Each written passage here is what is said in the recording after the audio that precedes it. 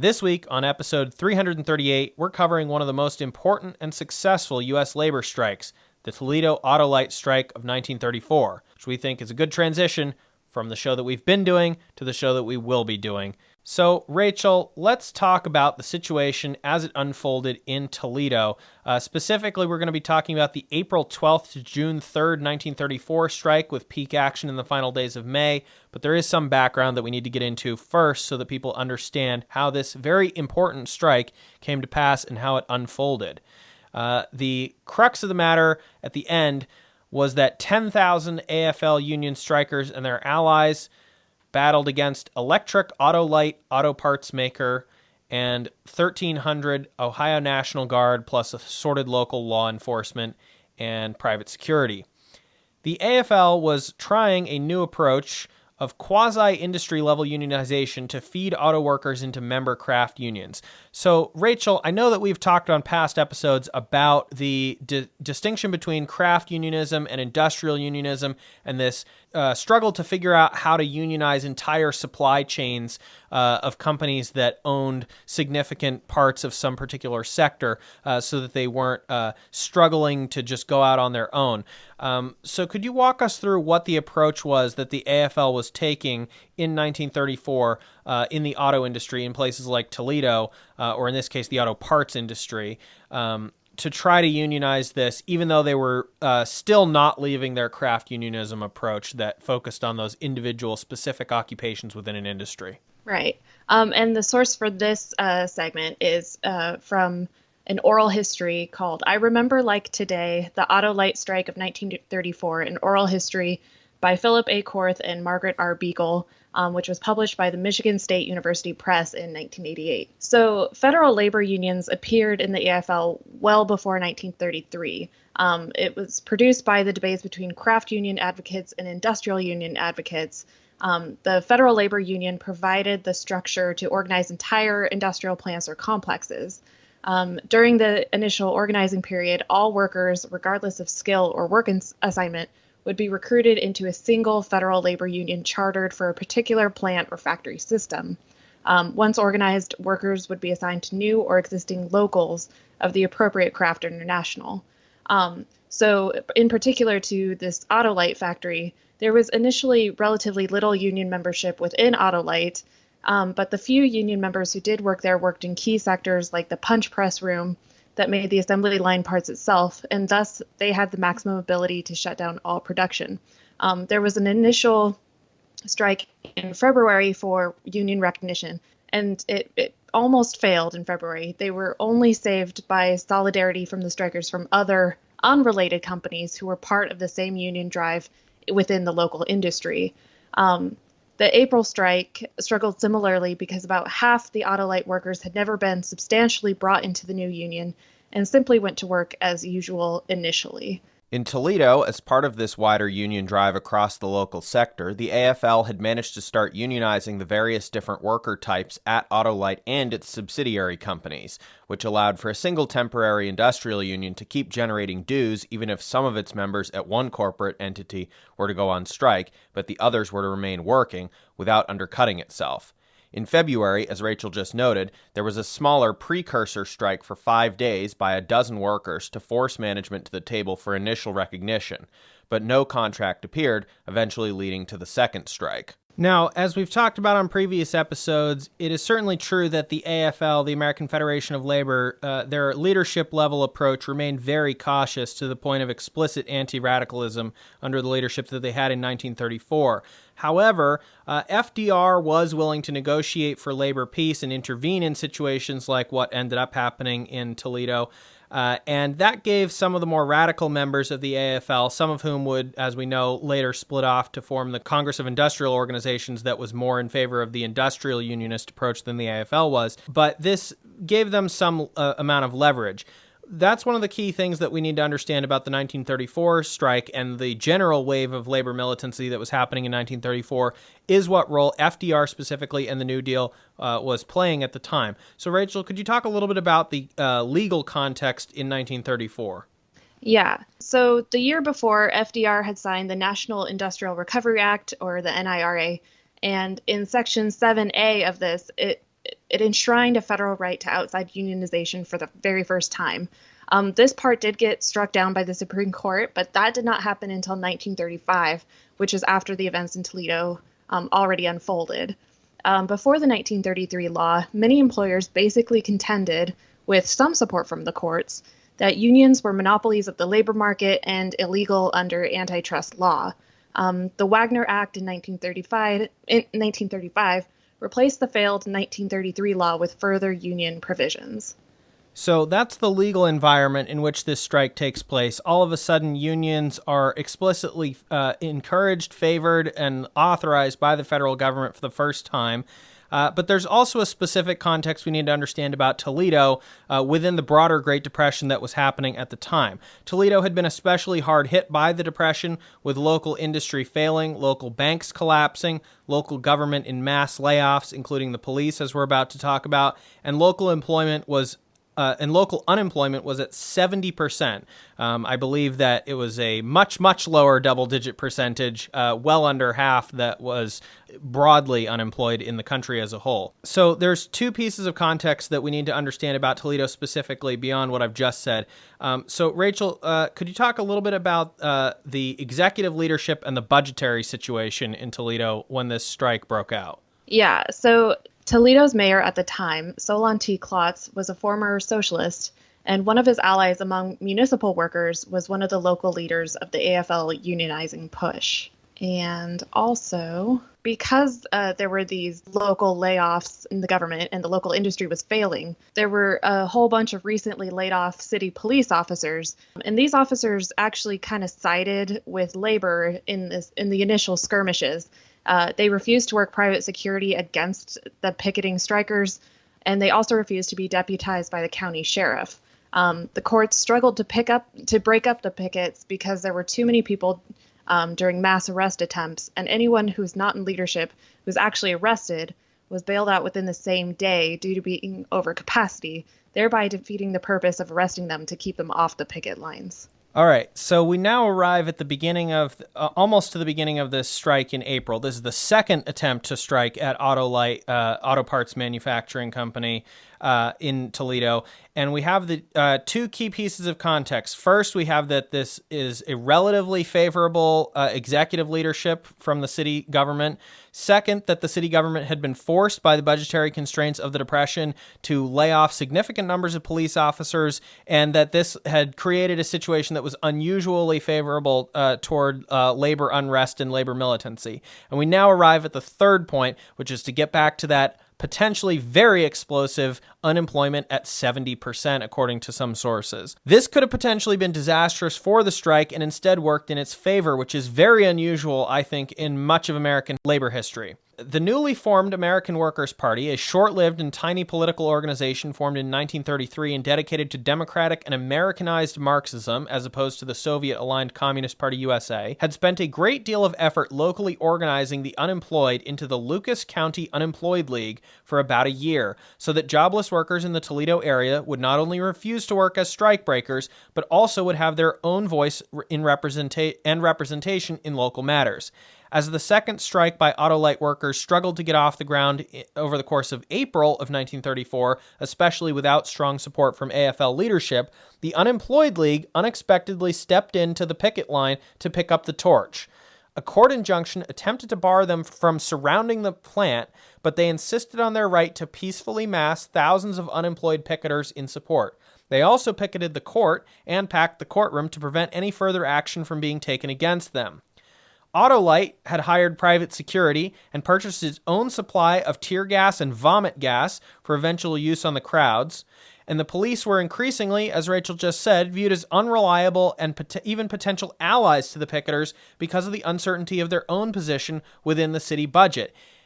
And the police officers who had been laid off were largely refusing to join as private security even when offered those positions. The Battle of Toledo eventually began on May 23rd as security forces lost control of the situation after repeatedly antagonizing thousands of protesters around the factory, and the factory began trying to gas the crowd, who threw the gas back at the building and tried to storm the building, fist-fighting their opposition. At this point, underprepared Ohio National Guard troops were brought in on day 2, resulting in 2 deaths and several injuries after firing into the crowd and charging them with bayonets. Now, Rachel, there's a specific article that talks about the intervention of the National Guard troops. Could you talk to us a little bit about that? Yeah, so this is from a Jacobin magazine article kind of comparing the Standing Rock situation in 2016 to this Toledo auto strike. So a dozen fully armed companies of the Ohio National Guard arrived outside the Autolite plant and actually began to barricade the entrance. The governor of Ohio, Governor White, chose not to send the local Toledo 107th Cavalry, opting instead to pull troops from other parts of the state. And commanding the Guard was General Frank D. Henderson, who already had a reputation of attempting to break strikes. He attempted to break a strike in Lima, Ohio, by issuing the 2,000 Federal Emergency Relief Administration workers a fasting order, cutting off food and supplies. These tactics were quickly denounced in the press and in the court of public opinion. In Toledo, many viewed the Guard with disdain. So during these skirmishes, it was noted that many of these troopers were young men. A journalist, John Grigsby, reported that several of them were crying, upset at missing their high school graduations that weekend. So women on the picket line actually started chanting, "Go home to your mams and your paper dolls." But with all their bravado, though, the strikers still had to deal with a pronounced disparity in arms. On May 24th, after days of pitched back-and-forth melees, throwing bricks and stones, fighting with clubs, these tensions on the picket line burst asunder, and the order was actually given to fire into the crowd. The volley of bullets found their marks, wounding hundreds and killing 2 men, Frank Hubey and Steve Saigon. Colonel William Martin, commanding officer of the company responsible for the shots, steadfastly denied ever giving such an order. These civilian deaths galvanized the strikers. They swarmed the Guard and drove the battle into the surrounding neighborhood. Over the next week, hundreds of people would be treated for injuries ranging from bayonet wounds and tear gas blindness to burns and broken bones. On day 3 of the Battle of Toledo, several weeks into the overall strike, the company president of Autolite was arrested for using the tear gas. Nearly half the unions in Toledo voted for a general strike. A federal mediation offer was rejected at this point as being wildly insufficient to the situation and the amount of leverage the workers now had. By day 4, 2 of the 3 American Workers' Party organizers for the Unemployed League had been arrested indefinitely to try to reduce their influence and direction over the crowds.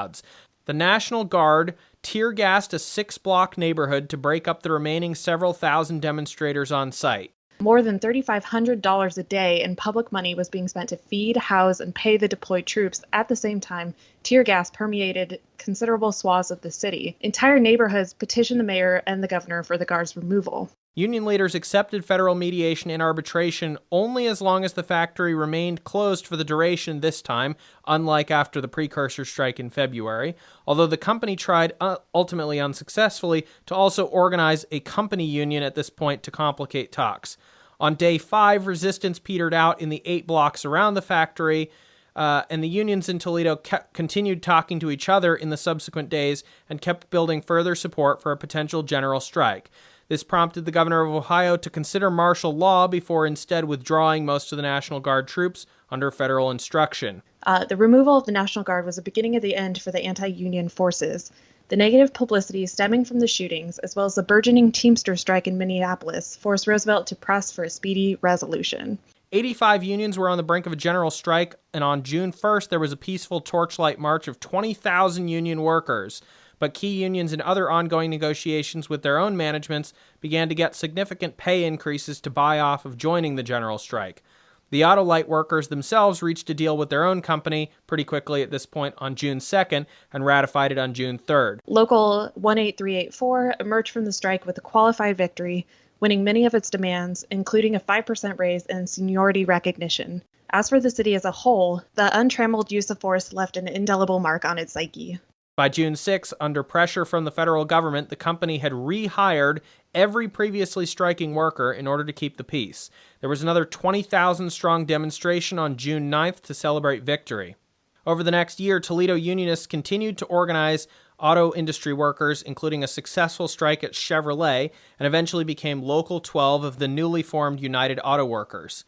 Union density in Toledo remained very high even into the 21st century, and you can learn more about that at articles from the United Food and Commercial Workers 324, as well as a number of articles from Toledo Blade that we found. But we're not going to go into that for time reasons, because we need to talk about the media coverage at the time, unlike the much more favorable coverage in the 21st century. So, Rachel, this is a relatively new development in the narrative on the strike in Toledo in 1934, because it was only digitized in 2017, but we now have a lot more information on how the press covered the strike at the time. And it definitely does not sync up with the much more sympathetic portrayal that we've talked about that was very successful for the workers and certainly mobilized a lot of public sympathy at the time. Yeah, so if you go to ohiomemory.org, they have this digital collection. So this is a photojournalism scrapbook from the Toledo News Bee that got unearthed. And it includes like original glass plates from the coverage at this time. And the coverage is written in kind of handwritten captions under these photos. And it really makes clear how biased the media was at the time towards the strikers. And they were actually in favor of the brutal force by the government. I would highly suggest checking this out. It's kind of interesting to see like just how biased they were at the time. They called the strikers rioters in every caption where they were photographing strikers. They insisted on calling them rioters, and they praised the show's strength from the National Guardsmen. They chose to side with the Guardsmen even after they killed the two men. On page 20 of the archive, there's a caption of a photo, under a photo of arresting the strikers, and it says, quote, "Force often was necessary." Which completely covered up the narrative that we talked about earlier about how the residents really resented the money that was getting spent for these efforts, and how they reacted to the deployment of tear gas in large areas of the city. It just completely kind of hand-waved that away in favor of praising the glory and the strength of the National Guard. You can also find more information on that collection from the ohiodigitalnetwork.org. And there's also an extensive write-up about the collection at the Toledo Lucas County Public Library website.